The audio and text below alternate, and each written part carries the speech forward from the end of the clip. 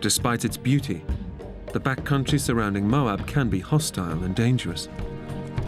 Just in the last month, 2 men have fallen victim to the deadly terrain, found frozen to death in the bitter desert night. Search and rescue teams are called out regularly to save hikers in distress. But Denell is fearless. 6 times the winner of US Athlete of the Year, she thrives on pushing herself to the limit in the most extreme environments. I was actually in pretty good physical condition that I usually could push myself right to that limit of pain, but not quite go over it. It actually almost feels good, like you get into the rhythm, get into the flow.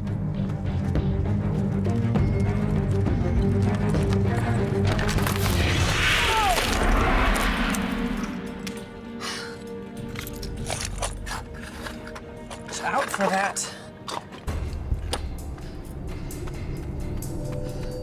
Denell's training route is not marked on any map.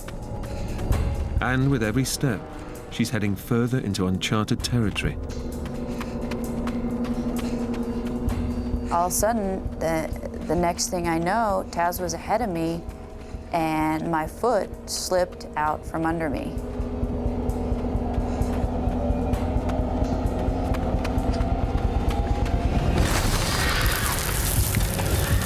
I almost immediately knew that I was in trouble because I couldn't stop. And I was moving fast at that point. And then the last 20 feet were an overhang. Free fall. I definitely had time to see my life kind of spin through my head and think about maybe I wasn't going to see another day. And then boom.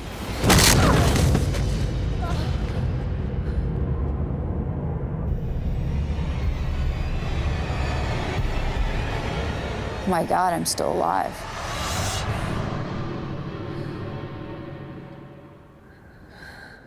I didn't know what I had done to myself, but I knew I had hurt myself pretty bad.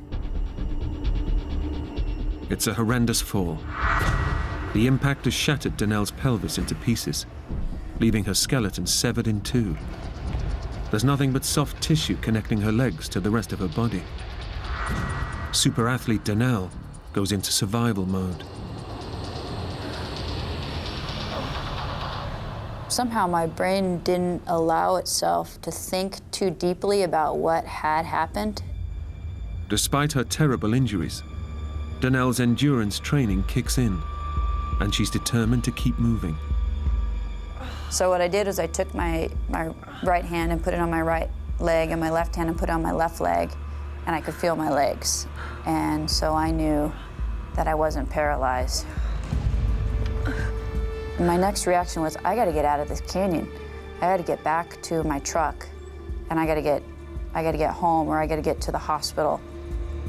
Incredibly, despite her shattered pelvis, the endurance athlete tries to stand up and run out of the canyon.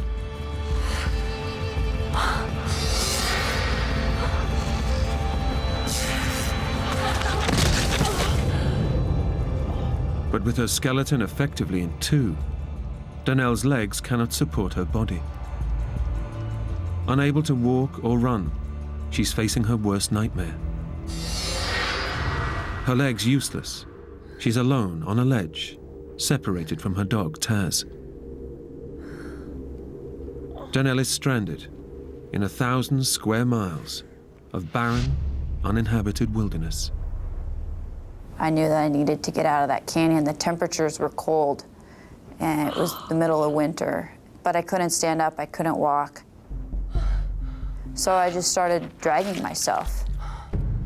With her skeleton broken in 2, shattered at the pelvis, Denell is critically injured. Most people would be in agony, but super-fit athlete Denell is experiencing an enormous adrenaline surge, masking the pain.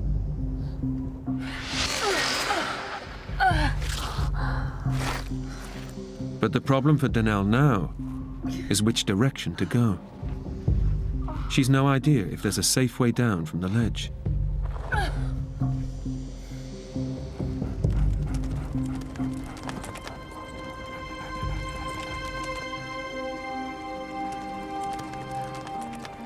Taz comes to Denell's rescue. Taz, there you are. Taz has found her way back through the canyon to reach her. She is no longer alone. But Taz's appearance brings more than comfort. Since he had gotten to where I landed, I knew that there was a route out. So I used him as my guide and kind of dragged myself where he went, along the shelf and then back down to the bottom of the canyon.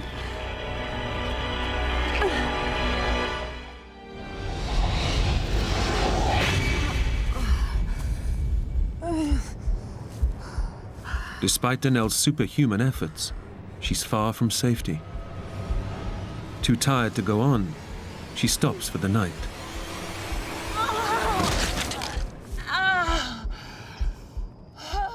But she knows that this desert has a habit of claiming victims in the hours of darkness.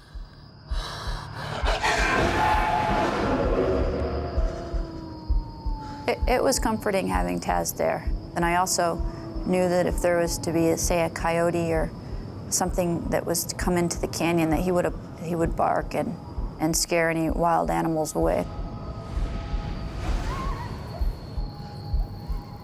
But Taz's presence won't save her from the bitter cold of the savage desert night. With the injuries to my midsection, it was a little bit uncomfortable if he got too close to me, because it would kind of move my bones around.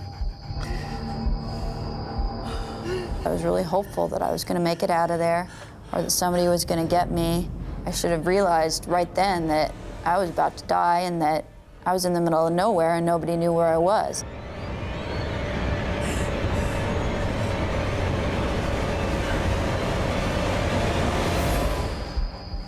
With hours to go before dawn, the temperature is already well below freezing, and it's still falling. It was bone chilling. You know, it'd be like laying in a freezer. My feet were frozen and they got frostbite. Exposure to the cold is causing Denell's body to shut off the blood supply to her extremities to protect her vital inner organs.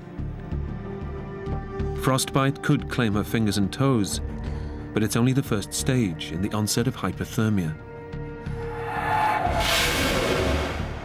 I know that once you start to get too cold, then the brain will shut down, which is a symptom of hypothermia. With winter temperatures plunging into the 20s in the Moab Desert, Denell draws on her athletic training to help her survive the night.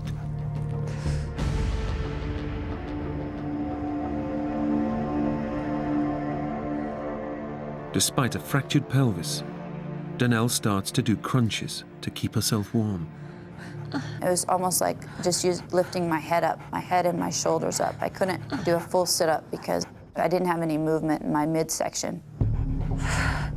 It takes a superhuman effort that's almost too much for her.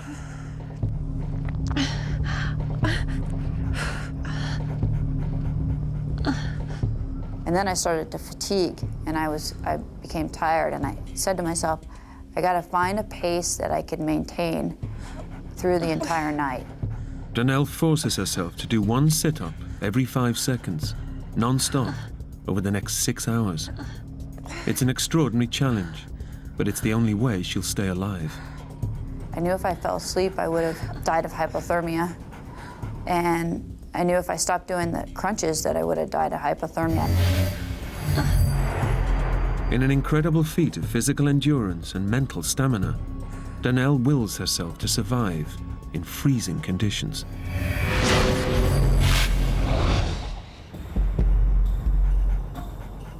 The second night was a lot harder. That first night, Taz kind of cuddled up next to me, and the second night, he didn't want to. He would come and check on me, but he didn't cuddle up next to me. He just kind of looked at me like, you know, what are you doing laying there? But I don't think he knew what to do either. You know, he probably was, maybe he was thinking, you know, should I leave and go get some dog food? you know, and take care of myself, or should I stay here with her? I think Taz knew something was wrong then. His demeanor had changed a little. He seemed a little bit depressed. He seemed kind of frustrated that I wasn't taking him to his doggy bed. He wanted to continue on back to the house. And he kept looking at me like, come on, let's go to a more comfortable spot. Second night felt a lot colder to me too. Felt long and cold. What Denell doesn't realize is that the cold is keeping her alive. Her core body temperature is now so low that her metabolism is slowing dramatically. Her blood pressure is dropping, which in turn is slowing the internal bleeding.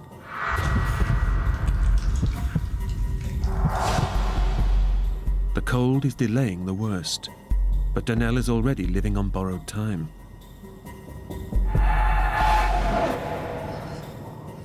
As the night wears on, Denell is fighting for her life.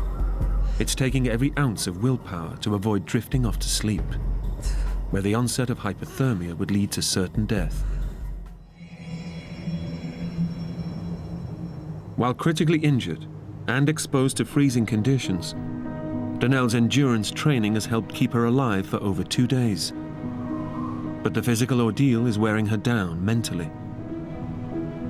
I was pretty close to dying at that point, and I had lost hope that anybody would find me.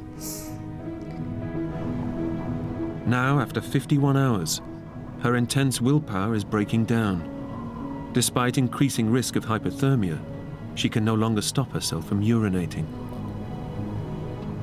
With night bringing colder temperatures, Denell knows that without a miracle, she'll likely freeze to death by morning. The extreme athlete has finally given in. That's when I started to think about my life and everything that I did.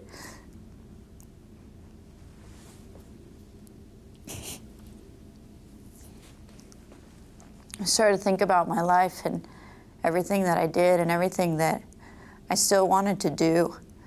And I thought about my family and my friends and how much they meant to me. And I thought I was gonna die. I mean, I was dying. Tess. Tess. Tess. I need you to help me. Taz was there with me, and he was all I had at that point. And I said to him, I said, Taz, I'm hurt, I need help. Can you go get help? Tess. I need you to help me. Go get me help. Tess, go find some help for me, please. Go. This is my last chance, Tess.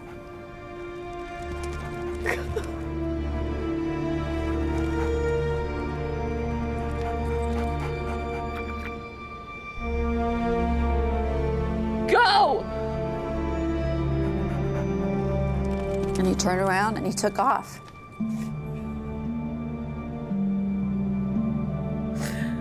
Taz is her only hope. But Denell knows that by sending him away, she may now face death alone.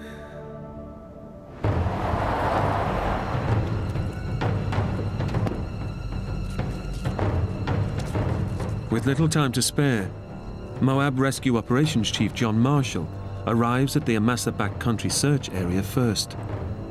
The backcountry here in southeastern Utah doesn't play any favorites. It's a beautiful, awe-inspiring landscape, but it also is deadly.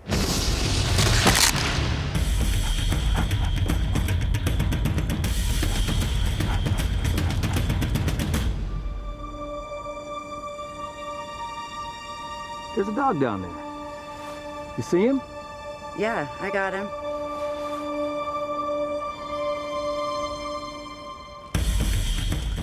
Taz has found his way out of the canyon and is heading towards the search party. But as he races towards them, John fears the worst. I know my dog will never leave my side as long as I have a pulse. So to see her dog down in the bottom of the canyon for the first time, my heart dropped. It says, oh, this can't be a good sign. The dog has left its master. As the rest of the search party arrives, Taz reaches the top of the canyon. But he doesn't stop, and his behavior is bewildering, particularly to experienced tracker Bego Gerhardt. This bedraggled dog came running down the Jeep road and right through us. The odd thing was he didn't really want anything to do with us. Like he didn't walk up to the first person and go, feed me. John Marshall knows that Taz could hold the key to finding Denell. But standard procedure dictates that he cannot delay the rescue operation any further. Next thing you know, Taz came up, and he came right by me, and he went straight to the puddle, and he started drinking from my puddle. I remember thinking, that's my lifeline, that's the only water I got. Can't you find a different puddle, Taz? But I couldn't, I couldn't say that to him, and I just pet him a few times and let him drink from the puddle. And his demeanor had changed a little bit. He had seemed to get a little bit of energy back. And then he licked my face again, and he was kind of wagging his tail a little bit, and it was sad for me to see this happy little dog that I was never gonna be with. At the same time, I heard this other sound. Help!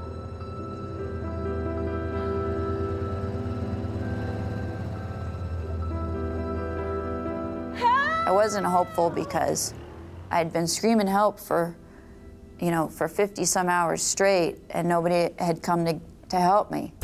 Help! And just about the time I thought I was going to run out of road, I heard this blood-curdling scream. Help! I'll never forget it. And had to be Denell.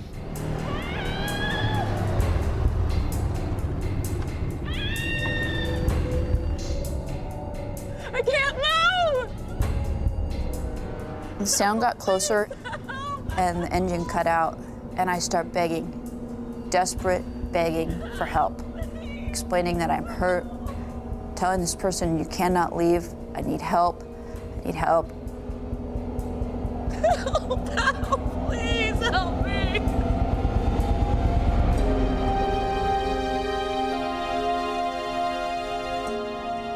It was the best moment of my life, because I knew right then that I was going to get a second chance. I knew I was going to make it. And it was quite emotional, because not very often do you go on a rescue where somebody's life is really quite on the edge. The look on her face was one of relief, and then the tears came. Next thing he said to me was, you got one good dog. And I just started crying. I just laid there and started crying. I don't think any human could have survived another night in those temperatures. Taz's extraordinary bond with Denell has saved her life. Taz certainly did make the difference in shaving hours or perhaps even days off of finding Denell. And in this rescue, she didn't have hours or days to spare. She was on the brink as it was. I knew Taz was a smart dog, but to be able to do what he did, this was a whole nother level of communication. Suddenly, my dog was taking care of me instead of me taking care of him. I look back on it now and I'm so grateful. He's truly a best friend.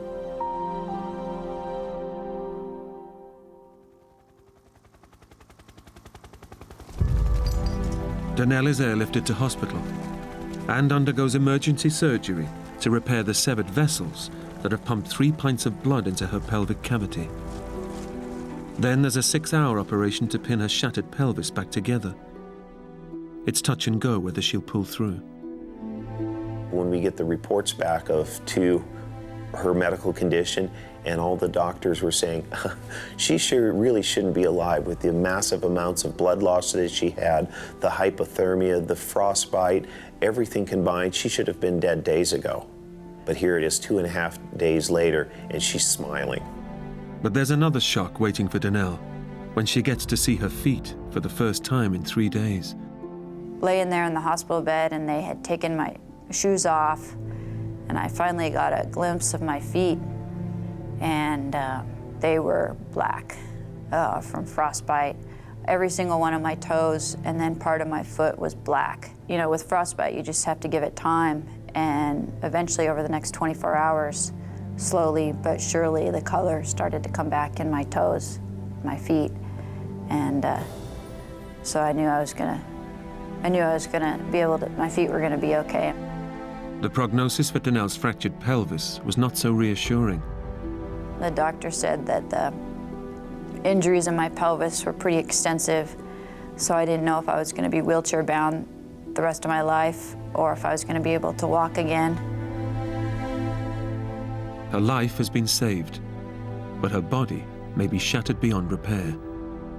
Doctors fear she may never walk again. With one shiny nugget in his pocket, his prospects look good.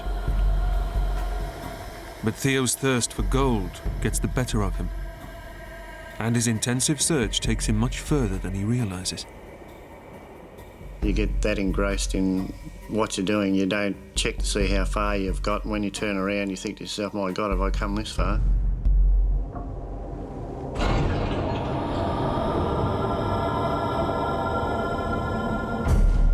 While Brian and Doug return safely, Theo's not only late, but he's lost his only way of finding their vehicle.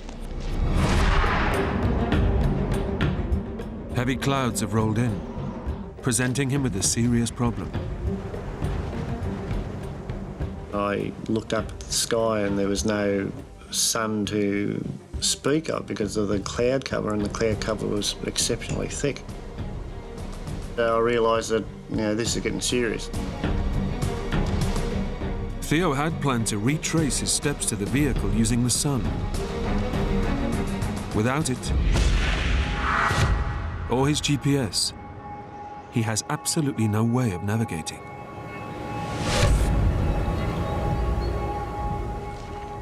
I basically couldn't quite work out as to which direction to actually go back to the car. And I was getting pretty dejected. So I took an uneducated guess. Theo has made an error that could cost him his life. Instead of trying to find his way back, he should have followed the golden rule of the Outback. If you get lost, stay put and wait for rescue. He's taking his time. It's now half an hour past their rendezvous time. Theo's friends Brian and Doug start to wonder where he is.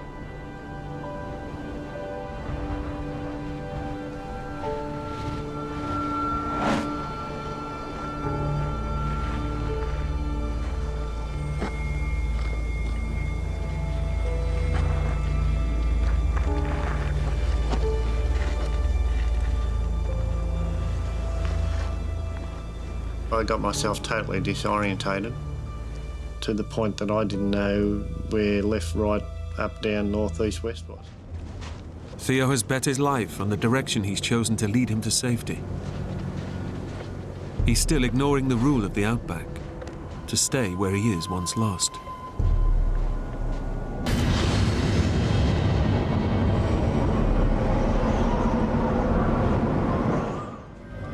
Theo abandons the fence, knowing that he risks not finding it again. Instead, he searches for a rocky outcrop and possible shelter. But it could spell danger. I was a bit dubious when I first got there. Don't know what's in here. If I come across a kangaroo, that's fine. They'll just jump off and be more frightened than I would be. I don't want anything to do with dingoes.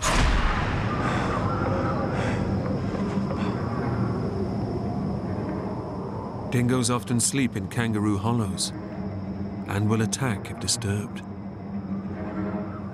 I went with my pick out front. If I disturb them, they might get nasty.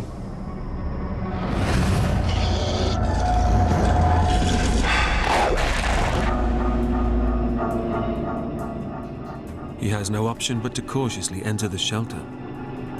If he stays out in the open, he's likely to freeze to death.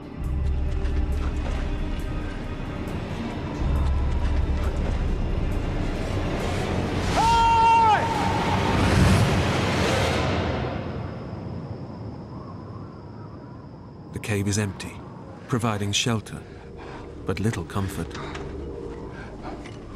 The fact that I was only wearing a cotton shirt, jeans, I was just freezing cold. As the second night falls, his chances of survival are fading fast.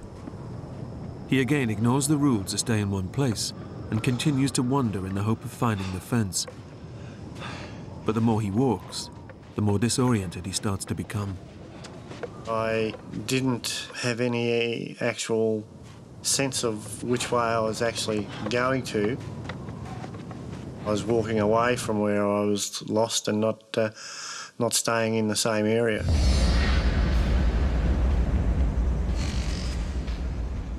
Alongside Theo's heart defect, 48 hours without water is now becoming life-threatening.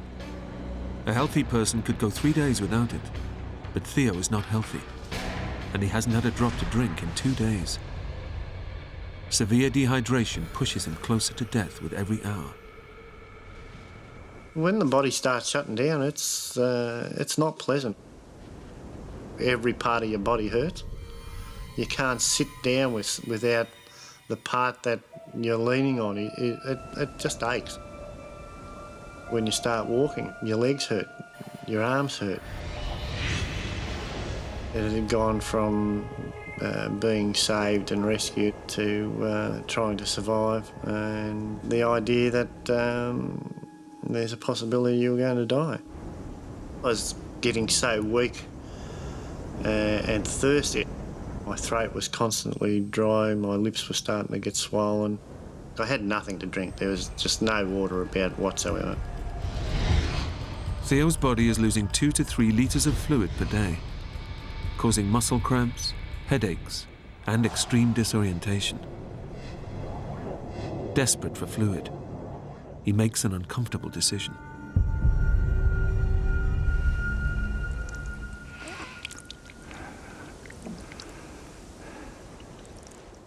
And it all of a sudden dawned on me.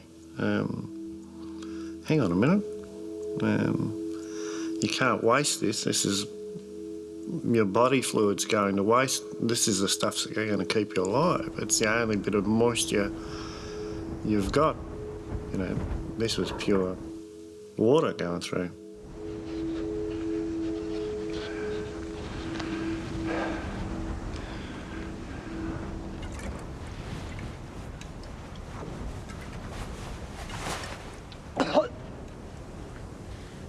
When you decide that that's what you've got to do to survive, that first mouthful's bloody terrible.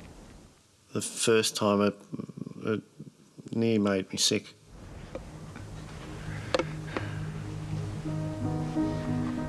I'm thinking to myself, well, you know, I've come down a few pegs on the ladder, having to do that. Each time Theo drinks his urine, it becomes more concentrated and less hydrating. The more times you put it through the system, the stronger it becomes, which in turn makes it taste even worse. I couldn't drink it. It was just too vile. I was just withering away, and it was just an ordeal. It's like trying to run a car on an empty fuel tank. Theo's physical and mental decline means he had little energy to walk. His 4th night exposed to the freezing cold could be his last, as he risks dying of hypothermia. It got very wild, very cold, very windy. So I basically just sat on my backside and shivered all night.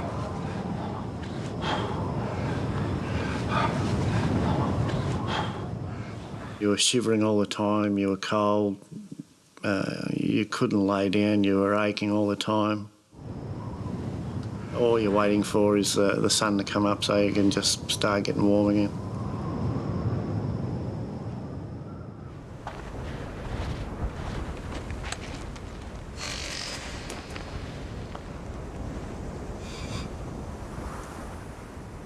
I was in so much pain that it was starting to get unbearable. Stomach cramps.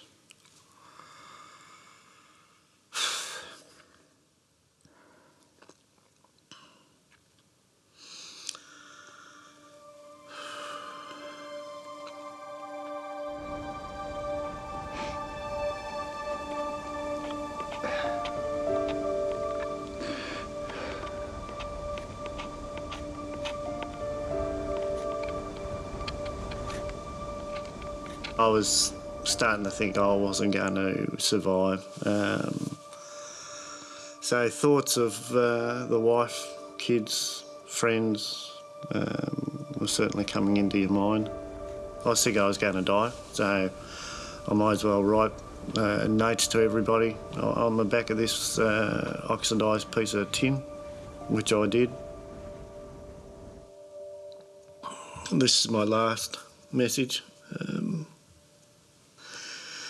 Haven't got any energy left, and just carried on from there. I love you all.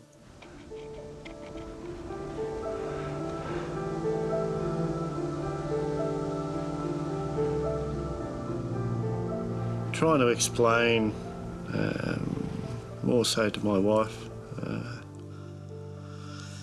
that it was my fault that I was there.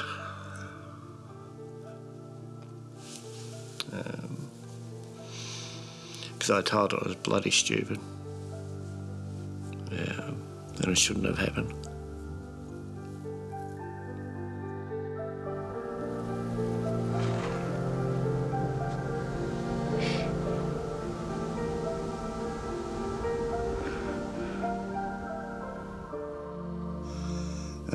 Religion becomes very, very strong.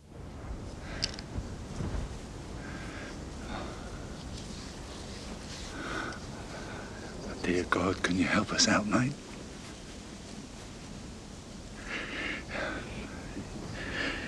If you see me out of this, I'll see you right, I promise.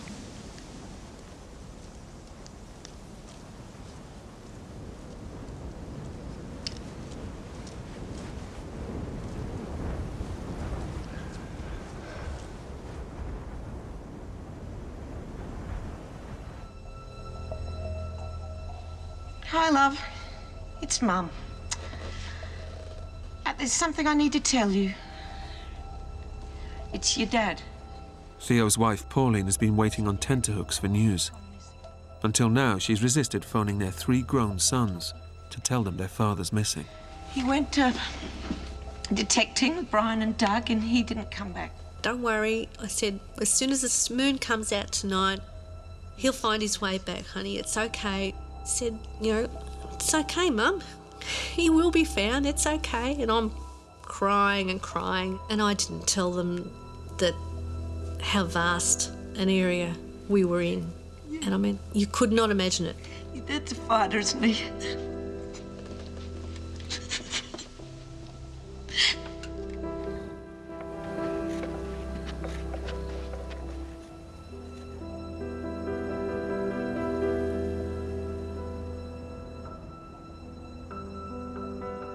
By Monday, I think I had him as dead. I really did. I couldn't think that someone of his weight and health could live that long without food, water and his medication. I really didn't. 5 days lost in the outback, without food, water or a single dose of essential heart medication, have pushed gold hunter Theo Rosmulder to death's door. There was nothing left in the tank. I was finished. I was actually wishing I'd die. Theo is no longer looking for shelter. He's seeking protection for his corpse He doesn't want his body to be eaten by dingoes. If you're in a situation where you don't have any choices, bar one is how you're going to die, you start to think that, well, let's make it as best as possible.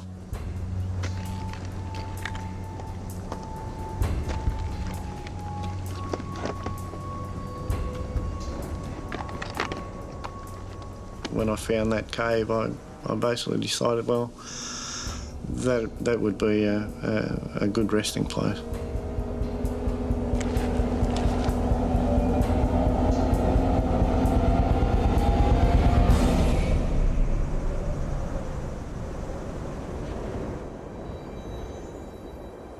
What I'd planned on doing was basically crawling into the hole and bricking the front of it up. You know, I just didn't want to be a dog's dinner, basically.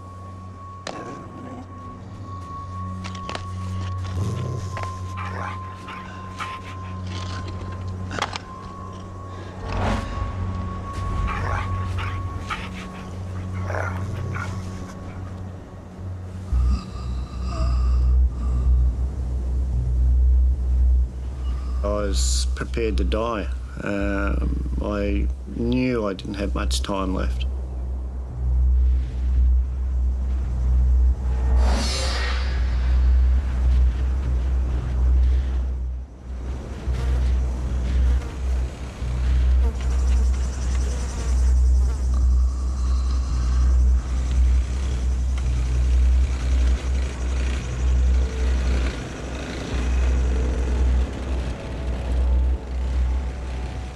I heard a motorbike going off in the distance, and I looked over and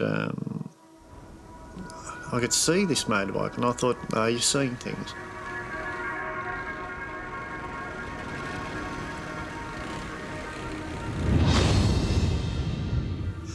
I thought, no, you're going crazy. You know, it's not there. You know, you've seen things before, and that's just not there.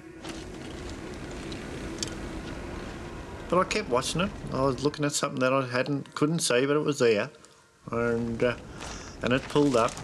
It wasn't right there in front of me. I either sit here and hope that he drives up close, or I start walking, like I've been doing for the whole week. It hadn't done me any good, but by God, I could walk.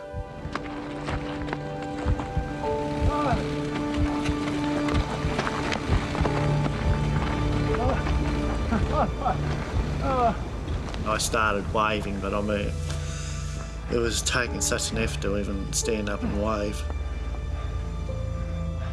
On the verge of death, Theo has narrowly missed another rescue opportunity. I'm going to turn around and go back. That was it. If I was going to die, that was the place I was going to die. I'd picked it.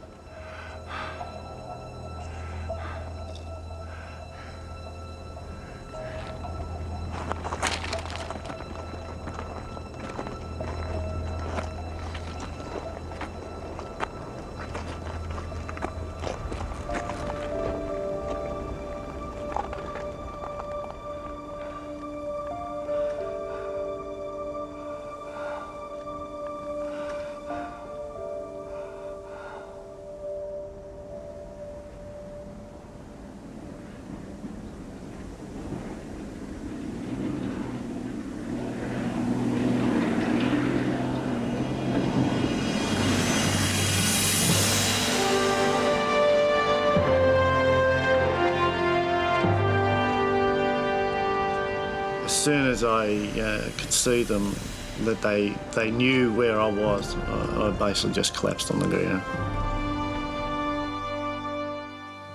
It was just a feeling of utter enjoyment. The emotions were going through that, you know, it's finished. The thought of dying is not going to happen. all the plans that I had of, you know, going into the cave and letting nature take its course just wasn't going to happen. And, you know, those guys, they're the best looking bunch of blokes I'd ever seen. Rescuers found a fresh set of Theo's prints, and the Aborigines were finally able to track him down. Can't explain it. It was just a huge relief.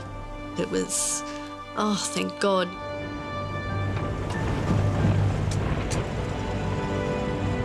After 5 days in the outback, Theo Rosmulders suffered from severe dehydration and lost some 35 pounds.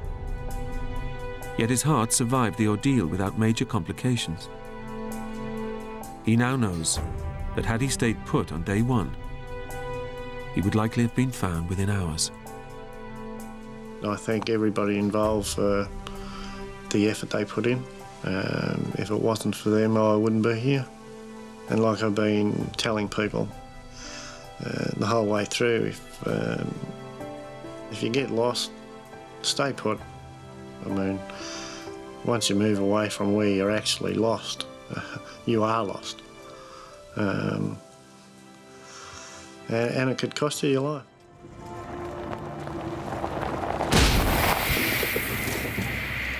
You're kidding me. You stay here, it's all right.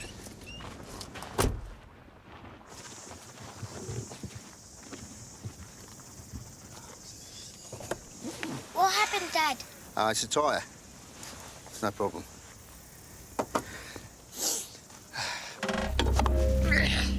Matthew has come well prepared and has 3 spare tyres on board.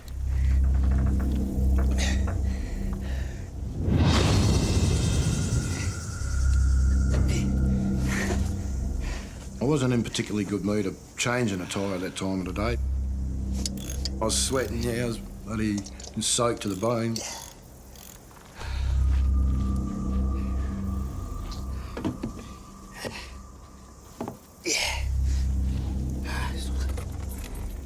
It's all right, it's all done. You all right? Yeah, that's good. Let's go. With the tyre fixed and 2 more spares in the bag, Matthew is still confident he can find the fishing spot.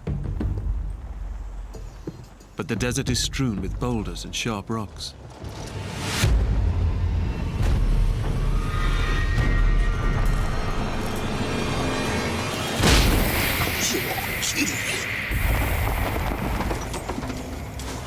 What was that, Dad? It's the tyre. I'd only gone a couple of miles and then I had to change another tyre. It's now mid-afternoon. The hottest time of the day, with temperatures hitting 115 degrees Fahrenheit. And Matthew begins to have doubts about his quest to search for the rock pool. I was just wondering whether it was all worth it or not, pretty much.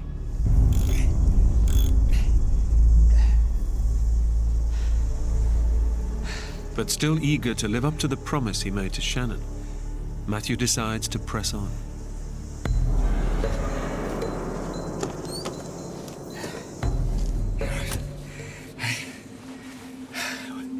We'll be fine.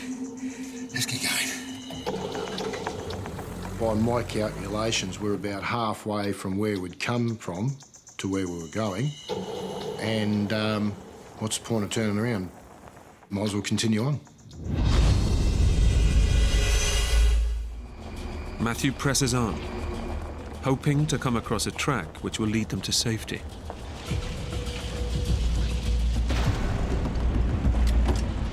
But just when he thinks he's making progress,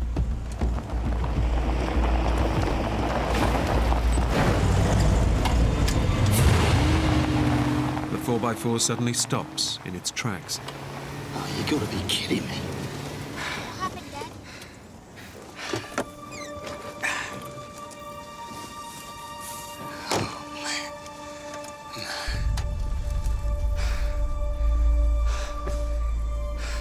I started rubbing my head thinking, what the was going on. Why me? Why such bad luck? Jump out, sweetheart. We are not going anywhere.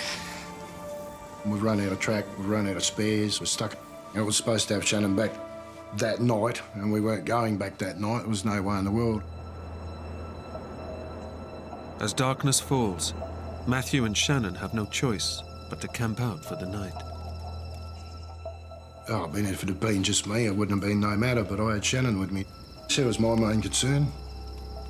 She's always my main concern when she's with me. And in the remote outback, he's unable to call his ex-wife. If I could have phoned home, I would have, but yeah, no reception. Absolutely no signal whatsoever.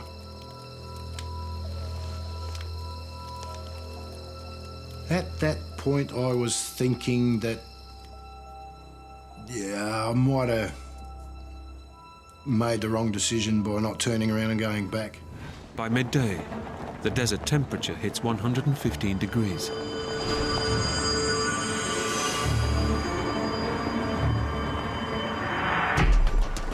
Whether it was an electrical fault or whether it was dry grass pushed up around underneath the hot exhaust system, I don't know, but I noticed smoke coming out from underneath the bonnet.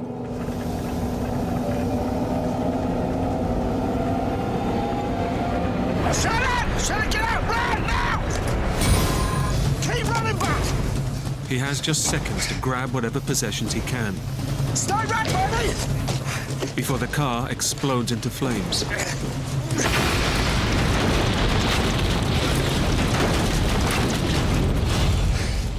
It's okay. It's okay. It's okay. They can do nothing as they watch the car burn. Their only means of escape is destroyed. And we just sat there and watched it burn, and I was giving her a cuddle and trying to reassure her that we'd be right. Yeah, she was scared. She was very scared, yeah.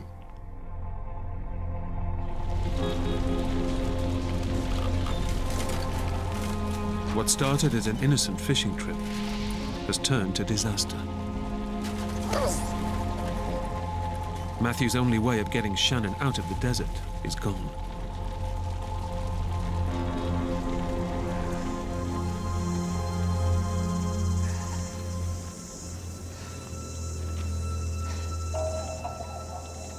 He just looked really worried, and I don't know, there was just a vibe about him. He wasn't his normal happy self, so I could tell something was wrong.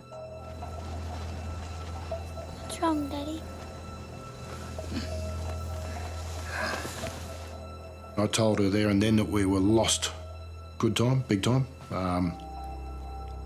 That I'd do everything that I could to get us out of the mess. I'm gonna get you home, okay? I promise.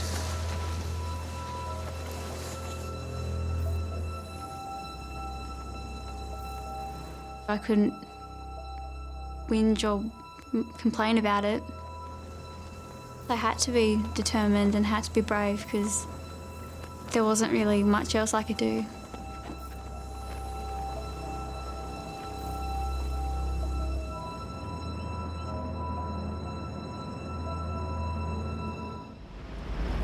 It's their fifth night out in the wilderness, and they now face yet another challenge.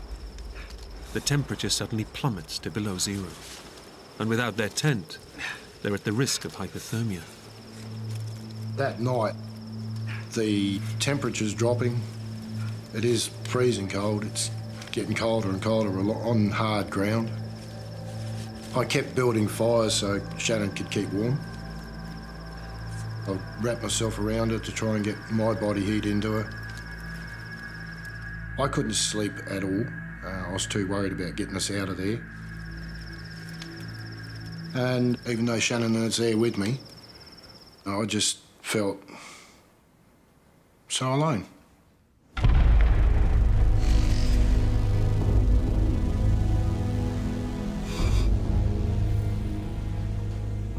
Matthew and Shannon have been living on scraps of food and sips of water for nearly 3 days. We're virtually down to no water, and I think we're on our last can of food. Out of options, they can only sit and pray for rescue.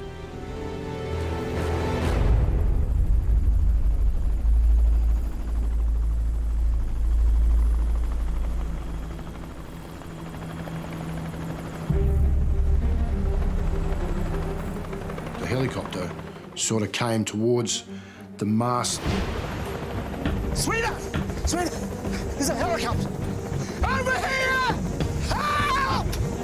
Hello! A search helicopter flies by almost directly overhead. Over here!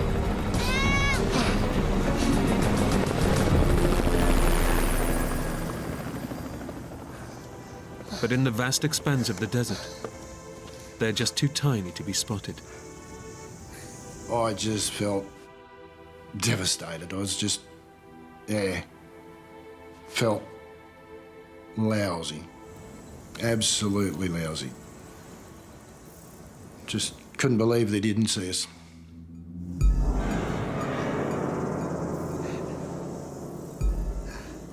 In the hope that the chopper may return, Matthew decides to send up a smoke signal.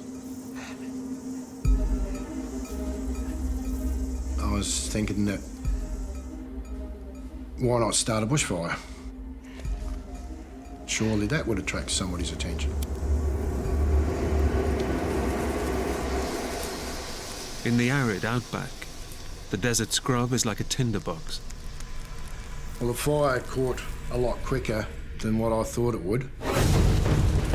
Suddenly, the wind changes direction, and the acrid smoke billows over them.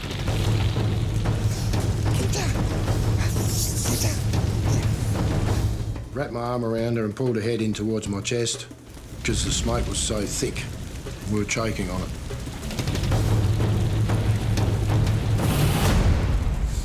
The fire dies, but the smoke fumes force them to drink the last of their precious water supply. It's also burnt all of their remaining possessions. They're now left completely exposed to the ravages of the Australian outback.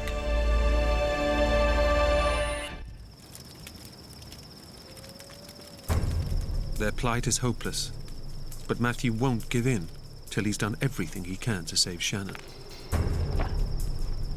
I couldn't sleep. I had to get us rescued, and that was all I was taught. I got a log burning, and I took that out onto the flat and just started waving it around. Hello! Just trying to get attention. Somebody's attention, anybody's attention. Hello!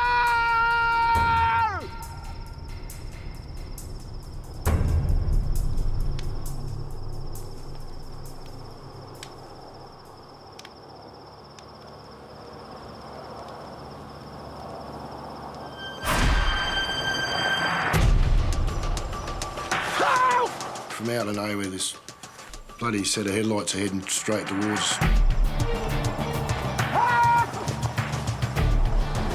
Help us!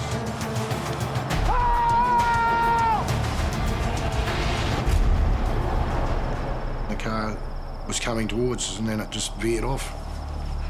Over here!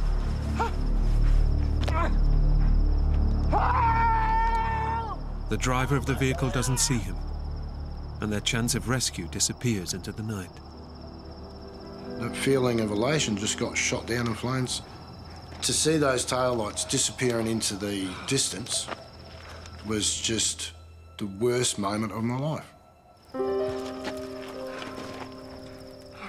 With the chance of rescue gone, Matthew is convinced that he and Shannon will not survive the night.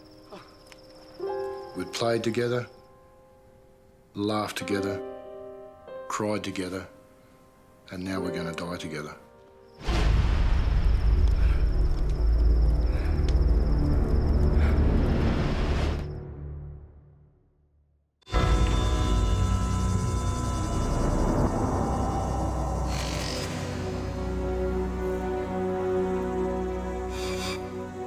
All rescue efforts have failed to find Matthew and Shannon McGough, and they've gone 2 days without water in the ferocious heat. Extreme dehydration is causing Shannon's organs to shut down. She and her dad are both close to death. I doubt very much whether we would have survived an 8th day. Pretty bloody sure of it, actually.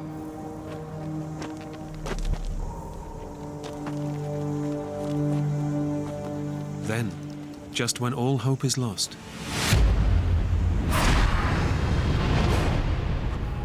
they come across a track. It's where the car must have driven past them the night before.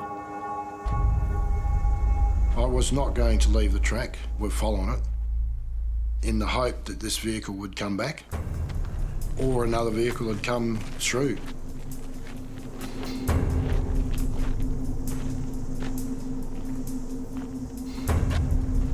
But Shannon can go no further.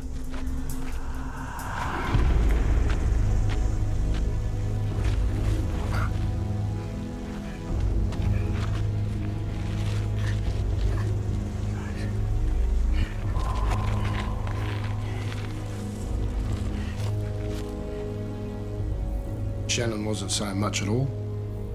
Yeah, very, very quiet. I'd speak to her and she'd just shake her head or nod her head up and down, but she wouldn't speak, so disheartening. Exposed to the scorching desert sun, Matthew needs to protect his dying child from the unbearable heat. It was boiling. The heat had risen big time. It was hotter than the last few days. And I knew that I needed to get Shannon into the shade. So I dug a hole in the ground so that I could put Shannon in it and then cover her back over. And that would keep her a bit cooler than sitting out in the open. But in this remote part of the outback, there's no guarantee they'll see another car for days, even weeks.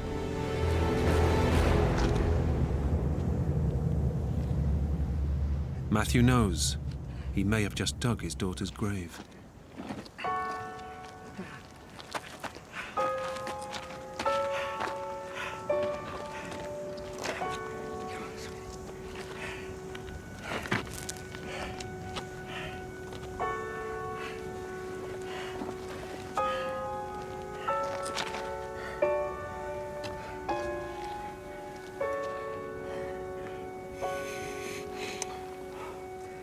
I was extremely sad because I'd brought my daughter out into this wilderness and that I'd put her life in danger.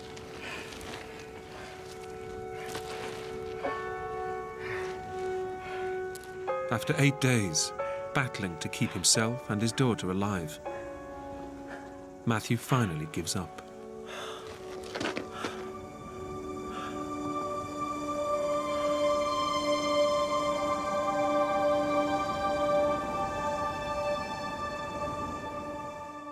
It was just like, it's hopeless. There's nobody here, nobody can see us, nobody will see us. We were going to actually die of thirst, a slow, agonising death.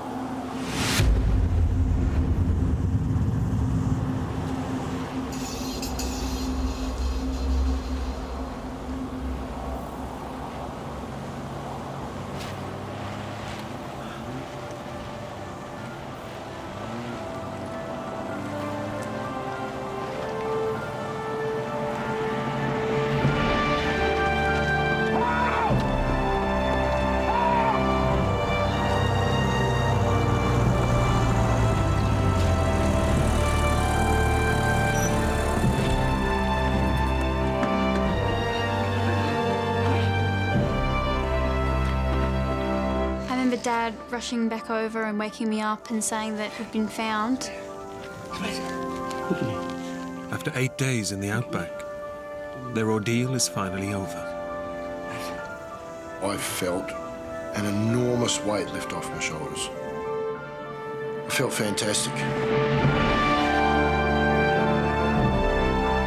I still remember the car pulling up and this little girl coming out and me just crying and crying and putting her in my arms. And she said, I know why you're crying, Mum, because you're happy to see me. And I was, yeah. Doctors estimate that when Shannon was found, she had just a few hours to live. Yeah, I'd say it's a miracle. Despite their ordeal, Matthew and Shannon are still close and still go camping together. Dad probably takes more supplies now and we don't go as far, but it doesn't really change the fact that we still go camping. I think there was a stronger bond as a result, although the next time we went camping, I wanted to go down this track and she said, don't you dare, Dad, you stick to this one. So, you know.